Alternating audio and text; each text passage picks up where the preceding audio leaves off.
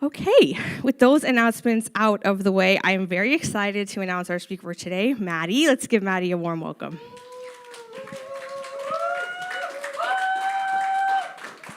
Thanks, guys. All right, how we doing? Happy Sunday. It's good to see you all. Thanks, Allison. As Allison mentioned, my name is Maddie, and I'm the ministry assistant here at the River. And today we're going to be continuing our sermon series about cultivating fruits of the Spirit by talking about faithfulness. And when I think about faithfulness both to God and then also to the people around us. Why do we want to be faithful, and why is it so hard to be faithful both to God and to the people around us? And I'm going to sound like a bit of a crank right now, but we live in a culture that constantly rewards immediacy, visibility, and convenience. We know this. We hear rants about this all the time. We're surrounded by distractions, endless options, and pressures to perform, succeed, and to look like we have it all together. And in that context, we can sometimes fall into the trap of treating relationships, careers, and even our spiritual lives like products to consume or optimize rather than commitments to nurture over time. There's a logic that's pretty popular right now that says that all of our time and energy should be spent doing things that serve us, especially in the short term. If a relationship isn't serving us, you need to end it. If a job or a community or a tradition isn't serving us, you should leave it. And in a world where that's the case, it's difficult to stay faithful to people, to communities, or to God when the payoff isn't instant or when things don't feel great or appeal to our passions. Faithfulness requires patience, endurance, and trust in things unseen, all of which run counter to a culture that's built on speed, comparison, and constant validation. So it asks us to care for the ordinary, the frustrating, and the unglamorous, and that's really hard to do. Why would we do that? It often seems easier and more rewarding to not remain faithful. It's easier to not engage in practices that enable us to connect with God, for example. It's easier to distance ourselves from people who are flawed. It's easier to leave relationships or jobs or communities where the vibes just aren't great. It's easier to not be faithful. And our entire culture is set up right now to reward unfaithfulness. But if you're here, it's probably because you are trying to be faithful. You want to be faithful. You're above average when it comes to being faithful. You showed up to church today. And maybe that was something you did because you were feeling excited to do it. You feel really energized by this space. Your friends are here. You like singing the songs. You like taking some time to reflect each week. But I know that not every week is necessarily like that. Sometimes you're not feeling it. Sometimes it's hard to show up. And sometimes you might ask yourself, why am I showing up? So today, I want to take some time to talk about those times when it's hard to show up in our relationship with God, in our relationships with one another, and in our communities. Today, we're talking about the times when it's hard to be faithful. And so today, I want to take a look at a deeply chaotic book in the Bible that I think has something important to tell us about the value of faithfulness and the pitfalls of it. And that's the book of Judges. So the book of Judges gets overlooked a lot, but it's the incredible story of a group of people who struggled to remain faithful during a very disorienting and unstable time. And I think their story has something meaningful in it for us today. So with that, I'm going to dive into the book of Judges. The Hebrew Bible is the story of God's relationship with the Israelites. And the book of Judges tells the story of a very chaotic period in that relationship. The Israelites had been led out of slavery in Egypt by Moses. They had wandered the desert for 40 years, and eventually Joshua led them into the promised land. And a lot of times when people think about the Israelites, the story kind of ends there. The Israelites get to the promised land and they live happily ever after, and then we skip right to the beginning of the New Testament when Jesus is born. But that's not what happened. There was a long period of time between when the Israelites got to the promised land and when Jesus was born. And a lot happened, and that actually makes up a lot of the Hebrew Bible. But it's generally the part that we skip Because after the Israelites got to the promised land, things quickly became very chaotic. Judges is about the chaos that happens after you finally get the thing that you want. That's what the book of Judges is about. It's about the chaos that happens after you get the thing that you want. And this is the part of the Hebrew Bible that people tend to skip over or to ignore because it doesn't feel great to read it. Reading about chaos is unpleasant. It's disorienting. It's not why we show up to church.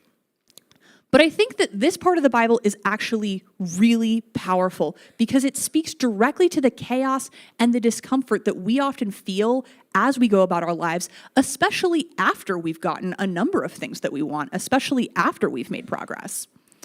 There's something very real and relatable about that. Judges is a relatable book because what happened after the Israelites made it into the Promised Land is they entered into a toxic cycle in their relationship with God. The Israelites would go from practicing idolatry to being oppressed by some outside group to crying out for help to then being delivered from oppression to then temporary peace. And then the cycle would begin again. And this cycle that happens in Judges is a cycle that many Christians really struggle with because when we read about this cycle, God sometimes feels like a punisher. The Israelites sin, and then God punishes them for sinning by bringing in some outside group to conquer them. I personally don't think about it that way. You might, I don't. The way that I think about this cycle is that we all go through periods when we feel more distant from God and we do things that make it feel like God is further away. We engage in behaviors that are not loving to ourselves or to others or to God.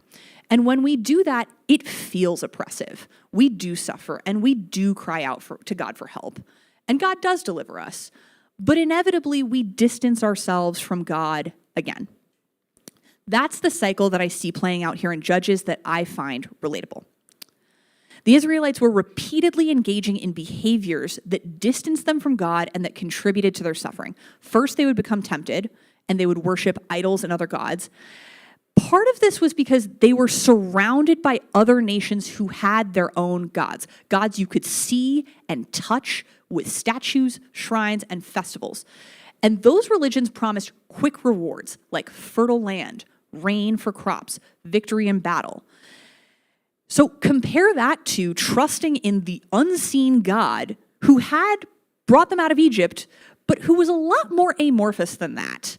Those visible, guaranteed gods seemed appealing. So then what would happen? They would be conquered and oppressed by other nations. The Canaanites, the Philistines, the Ammonites, the Midianites, lots of people conquering them all of the time. The Israelites were constantly under attack from surrounding nations, so then they would cry out to God for help because they didn't want to be oppressed anymore. And so God would send them a judge to rescue them from oppression. This wasn't like a judicial judge who's like hammering out rulings in a courtroom. This was really a military leader. And this judge was normally a person who was very talented and had a lot of charisma, discernment, military skills. And the judge would offer the Israelites a kind of temporary fix. The judge would fight off the Israelites' enemies and protect them for a time. Some of the judges offered very tangible, immediate solutions to Israel's problems. So Gideon, for example, you might have heard of, he led an army to defeat the Midianites. The Israelites had fallen into idolatry and were being crushed by the Midianites. And when God called Gideon, he was initially terrified and doubtful. But despite his fear, he obeyed God's instructions and led a remarkably small army to a miraculous victory over the Midianites. He used clever tactics and relied entirely on God rather than sheer numbers. And that's how Gideon's leadership brought a temporary period of peace. But the peace never lasted. Once the judge died, Israel often slipped back into idolatry and oppression, repeating the same cycle over and over. Another example of a judge stepping in to provide a temporary fix is Jephthah, who was called to save Israel from the Ammonites. The Israelites had once again turned away from God, and as a result, God allowed the Ammonites to oppress them for 18 years. That's what the Bible said. Now, Jephthah wasn't exactly a picture of respectability. He was the son of a prostitute, and he had been cast out by his own family. But the elders of Gilead came to him saying, basically, we need you. You're our best shot here. Before rushing into battle, he even tried to negotiate with the Ammonite king, hoping to resolve things peacefully. But when that didn't work, Jephthah led Israel to a stunning victory, very unexpected. So that's Jephthah. And then third, there's Samson, and he's probably the most famous judge of all of them. You've probably heard the story of Samson and Delilah. Samson's story reads almost like a superhero tale, but with a lot of flaws baked in. From birth, he was set apart for God. He was a Nazirite, which meant he wasn't supposed to cut his hair, drink alcohol, or touch anything unclean. But Samson was reckless. He was impulsive. He engaged in some pretty impulsive behavior with women that made him feel more distant from God. And yet God still used him. Over and over, God gave Samson bursts of superhuman strength to strike back against the Philistines who were oppressing Israel. At one point, the Spirit of the Lord rushed on him, and the ropes that were on his arms became like flax that has caught fire, and his bonds melted off his hands. God worked through Samson to keep Israel from being completely crushed by the Philistines.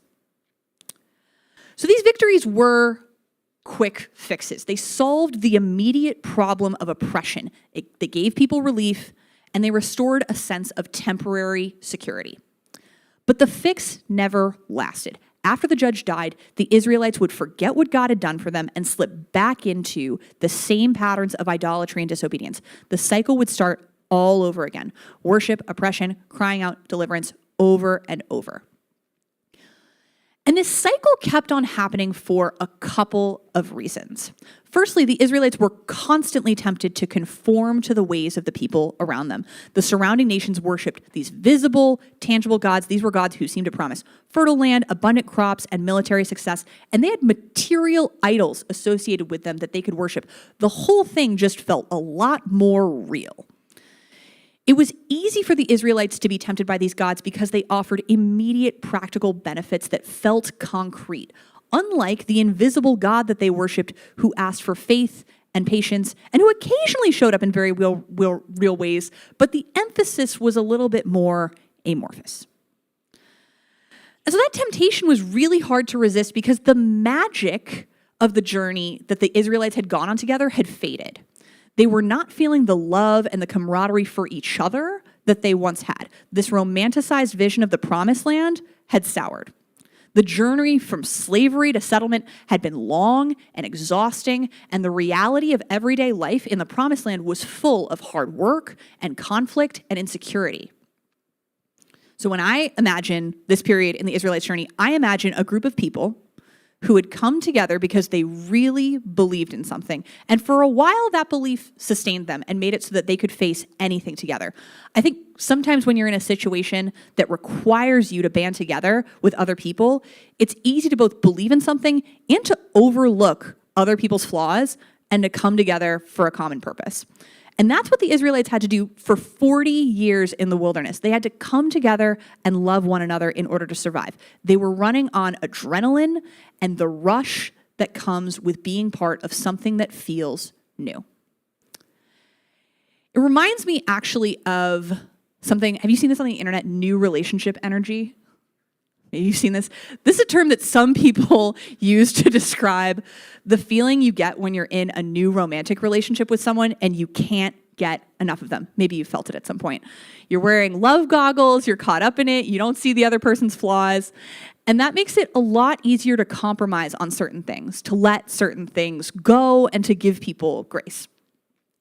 I think new relationship energy doesn't just apply to romantic relationships. It's something that I've seen happen in friendships and new jobs for sure, and when people enter new communities too. I've seen that there too.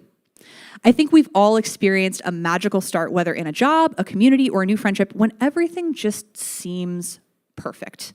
This is the solution I've been looking for. This is the part of my story where it all makes sense. There's a magic that happens when you're starting something that makes everything new feel enchanted. And that feeling of enchantment can make it so much easier to see other people as God sees them. When you're feeling enchanted, other people are unique and beautiful and inspiring and funny, and you feel lucky to be a part of their lives and on their journey with them. And it's almost like a glue that holds you together. Enchantment is like glue. Because when you see people that way, you're really motivated not just to make things work with them, but to go above and beyond to serve them. And that makes it a lot easier to get through hard times. I hear people who grew up in evangelical churches talk about that feeling a lot.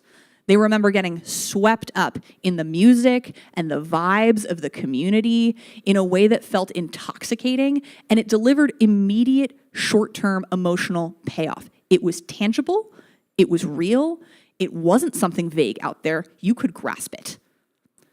I think evangelical churches are really enchanting, and I think that can be intoxicating for a time, but it doesn't last. It never lasts.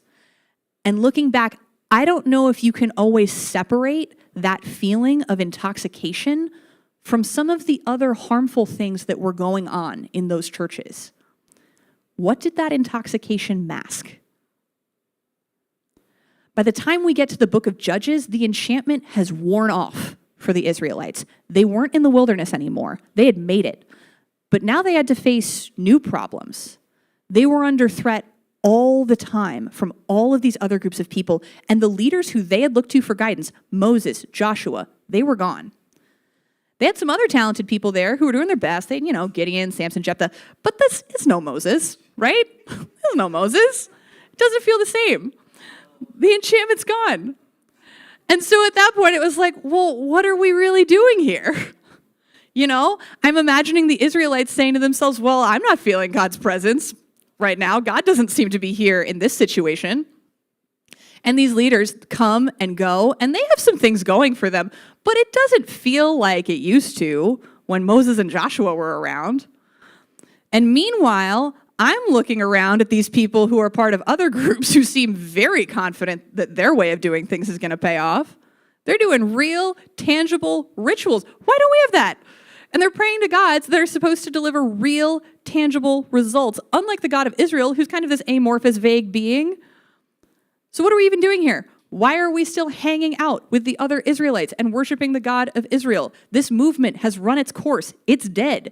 These people who used to seem beautiful and interesting, inspiring and unique are now annoying and useless and depressing to be around. And if I stick with them, I'm going to get dragged into all of the mess that keeps happening whenever some other nation decides to come after them. Who needs that in their life? The book of Judges is about a period of time when the Israelites had bad vibes and nothing felt enchanted anymore. And so a number of them, time and again, decided it was time to go. They weren't going to be a part of this anymore. They'd go worship some other gods that had made them feel better. They'd go associate with people who had better vibes, who seemed to have more going for them. And can you blame them, really? Like, what would it have taken for them to stay? They would have had to really believe that things would get better, that the people around them were beautiful, even when they didn't seem beautiful at all, and that God was with them and working through the people around them, even when they couldn't see or feel God's presence. I think that's really hard to do. I think it actually might be the hardest thing to do. I think most people, when we're in a relationship or a friendship or a job or a community where things really aren't working, they don't believe that things are going to get better if we stay. We want to leave. And sometimes that's the right call. But I also look at the Israelites, and I'm endlessly grateful that a core group of them decided that they were going to stay to try to make things work with the people who were there. I owe a lot to the people who stayed and put in that work, because if they hadn't done that, there wouldn't be a church today. And as flawed as church can sometimes be, it's the only place that's been there for me my whole life. And it's been that place for many people around the world for thousands of years. And it wouldn't have happened if these chaotic people had not decided to hold it together. It's a testament to God's presence in the world. Churches, flawed communities are. And it's the place where I feel God at work in the world, even when things don't feel enchanted. The book of Judges doesn't have a satisfying ending. Throughout the final chapters, there's a refrain. It's a verse that keeps getting repeated. In those days, there was no king in Israel. All the people did what was right in their own eyes. That verse gives chaos. In those days, there was no king in Israel. All the people did what was right in their own eyes. This is repeated throughout the entire end of Judges. It's saying, this Israel thing isn't working. I don't feel enchanted by it anymore, so I'm going to do my own thing. But everyone doing their own thing all the time didn't work. It didn't make things better. No one was happier. Again and again, the Israelites would come to the realization that they needed to come together and be a community again. But they didn't know how to do that. How could they do that without Moses or Joshua? These judges weren't really working out. And so they thought to themselves, well, clearly what we need is a strong leader. That's the conclusion they came to. They needed a king. A king would bring order, stability, comfort. A king would bring them together. That would be the solution to their problems. So they asked God for a king, and eventually they got one. And the 3-second version of the entire rest of the Hebrew Bible is that having a king didn't solve the problem. You're welcome. You don't have to read the rest of it. No, you should definitely read the rest of it, but it gets very chaotic. Having a king didn't solve the problem because the problem was never really about leadership. A king could bring temporary order just like the judges had, but he couldn't fix the deeper issue of the people's restlessness, their temptation to chase after whatever felt more tangible or exciting. Some kings, like David or Josiah, did point the people back toward God for a time, but many others led them even further astray with corruption, injustice, and idolatry on a national scale. The cycle of forgetting God, chasing idols, and suffering the consequences continued. It was just dressed up in royal robes instead of chaos of the judges. It looked and felt better to have a king, but a king can't always make things feel enchanted, and oftentimes that feeling of enchantment can be misleading. We feel a buzz of something new and we think, well, God must be in that. And sometimes that's true, but not always. A lot of times I actually think God is more present in the ordinary, mundane, daily drudgery. I think God frequently works through people who are uninspiring and frustrating and boring and annoying and even draining. And I think sometimes the Israelites maybe forgot that things in the wilderness with Moses and Joshua weren't so great either. When an angel came to Gideon to tell him that God was with him, Gideon's response was, "But sir, if the Lord is with us, why then has all this happened to us? And where are all his wonderful deeds that our ancestors recounted to us, saying, did not the Lord bring us up from Egypt? But now the Lord has cast us off and given us into the hand of Midian." He's saying there was a time back in the day when God was with us. What happened? Where is God now? But if you actually look back in Exodus and Numbers, there were so many times when the Israelites didn't feel like God was with them at all. They staged a full-on rebellion against Moses. They worshiped other gods. They kept trying to turn back. They clearly were not feeling God's presence all of the time back then. But it's hard to remember that. It's easy to idealize the past, especially when things are hard, especially when things don't feel new anymore. I'm grateful to the Israelites who stayed and made it work and committed to the flawed, frustrating people around them, even when things didn't feel enchanted. And I'm also grateful to the early Christians who did that. Because 1,000 years after the time of the judges, there was a whole new set of people facing a whole different set of problems, but really it was the same thing going on. Early Christians were being persecuted by the Roman Empire, and there was a lot of social pressure to worship pagan gods. There was also pressure internally to turn back to a more traditional form of Judaism. This religion that had felt so new and exciting and promising at the beginning didn't feel so great anymore for a lot of people. The vibes were bad. And early Christians had to decide what they were going to do. Were they going to bail or would they stick it out? And it's in that context that an early Christian, we don't know who, wrote the letter to the Hebrews, which is one of the letters featured in the New Testament. And the point of this letter was to encourage early Christians to keep the faith because faith in Jesus Christ would allow them to experience what he called God's rest. God's rest was the peace and fulfillment of knowing God's presence. The author is speaking to a people just like us, tired, frustrated, unsure if sticking with faith is worth it sometimes. And the letter says, "So then there remains a Sabbath rest for the people of God. For those who enter God's rest also cease from their labors as God did from his." That's the promise of faith in Jesus Christ. It's not an enchantment. It's rest. It's God's rest. And there's a part of the letter to the Hebrews that actually addresses the chaotic, uninspiring, unenchanted time of the Judges that I think is maybe one of the most powerful parts of the entire New Testament. It starts off like this. It says, "And what more should I say? For time would fail me to tell of Gideon, Barak, Samson, Jephthah, of David and Samuel and the prophets, who through faith conquered kingdoms, administered justice, obtained promises, shut the mouths of lions, quenched the power of fire, escaped the edge of the sword, were made strong out of weakness, became mighty in war, put foreign armies to flight. Women received their dead by resurrection. Others were tortured, refusing to accept release in order to obtain a better resurrection. Others suffered mocking and flogging and even chains and imprisonment. They were stoned to death. They were sawn in two. They were killed by the sword. They went about in skins of sheep and goats, destitute, persecuted, tormented, of whom the world was not worthy. They wandered in deserts and mountains and in caves and in holes in the ground." So what is this? He's talking about all of the chaos that the Israelites had to endure, all that they went through in the name of faith. It's ugly stuff. And then he says, and this is my favorite part, "Yet all these, though they were commended for their faith, did not receive what was promised, since God had provided something better so that they would not, apart from us, be made perfect." To me, those are some of the two most beautiful verses in the entire Bible. "Yet all these, though they were commended for their faith, did not receive what was promised, since God has provided something better so that they would not, apart from us, be made perfect." Faith didn't get the Israelites the results that they were looking for. It wasn't a magic bullet that solved their problems. But God had provided them with something better than what they were looking for, that they would not, apart from us, be made perfect. This isn't about leaders. This isn't about vibes. It's not about immediate results. The author of Hebrews is saying, look around you. Look who's here.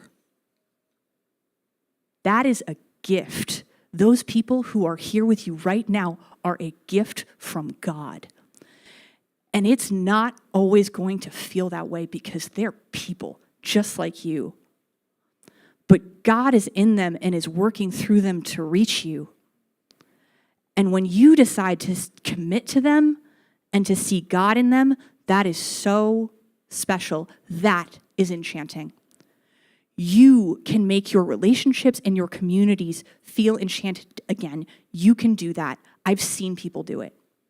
A lot of the times, the people who actually help us to do this are artists. Good artists paint the picture or write the story or sing the song of what's happening in a way that makes it feel enchanted again. Artists take the seemingly mundane or ugly parts of our lives and show us what's beautiful about them. Good artists are a gift. But you don't have to be a professional artist to do that for yourself or for others. You can reflect back to yourself or to others the beauty in the mundane.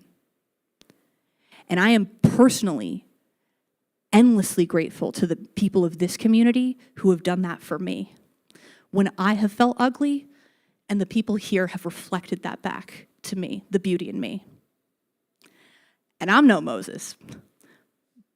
But if I can give you back a little bit of that and tell you how beautiful you are, that's the most that I can do. And you are so wildly beautiful.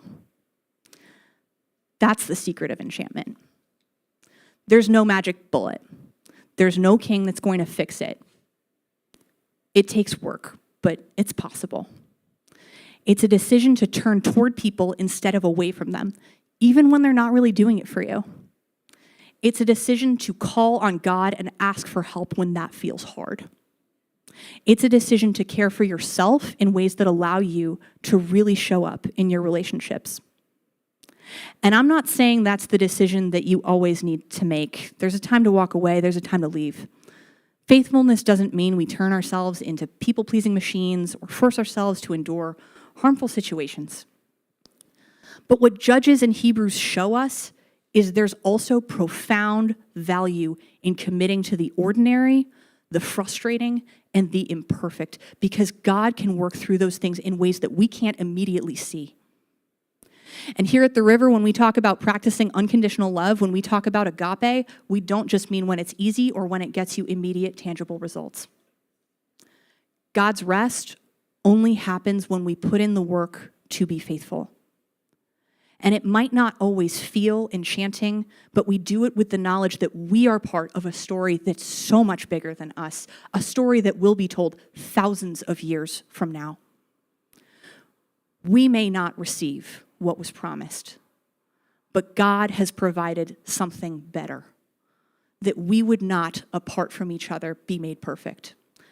And that is a blessing. With that, I want to invite you for the next few minutes to turn to the person next to you or someone around you. And if you don't know them, you can introduce yourself. And then if you feel comfortable, it would be great if you could spend a couple of minutes each reflecting on anything that stood out to you about the story of the Israelites in Judges. Is there anything there that you relate to? What's feeling enchanted or unenchanted in your life right now? I'll give you a few minutes. Go.